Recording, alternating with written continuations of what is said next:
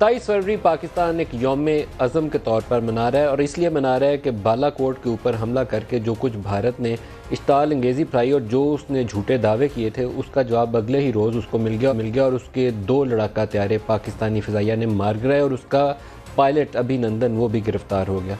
वो हज़ीमत उसको उठानी पड़ी, 70 साल में बेपनाह दफ़ा उसको उठानी पड़ी, लेकिन शायद ये एक ऐसा मौका था इस मॉडर्न वर्ल्ड के अंदर कि जो वो दावे कर रहा था उसकी मुकम्मल तौर पर नफ़ी होगी अगले ही रोज़। और ऐसे मौके के ऊपर जब वो एंटीसिपेट भी कर रहा होगा कि मुझे जवाब आना है, उस रोज़ उसकी नफ़ी होगी। पहले तो पाकिस्तानी फ़िज़ाइया ने जाकर भारतीय फ़ौजी ठिकानों को पहले टारगेट को लॉक किया। लॉक करने के बाद उसको छोड़ा सिर्फ इसलिए कि बराह रास्त उनके ऊपर अटैक करके उनको मारा ना जाए, और उसकी वीडियो और उनके मैप्स की तस्वीर वो भी दस्तयाब हैं।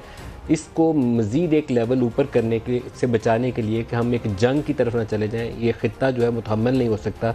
और उसके ऊपर आज DGISPR ने इस बात को दोहराया भी कि 2 न्यूक्लियर पावर्स आमने सामने खड़े होकर लड़ नहीं सकती, जंग ऑप्शन नहीं है। एस्केलेशन एक दफ़ा ऊपर चली जाए तो नीचे लाने के लिए तरीक़ाकार कोई टेबल के ऊपर बैठ के तय नहीं होते। जंग अपना मैदान फिर खुद ही तय करती है कि राह अमल कौन सा है। लेकिन पाकिस्तानी फ़िज़ाइया की जो जवाबी कार्रवाई थी उसने भारत के दांत ज़रूर खट्टे कर दी।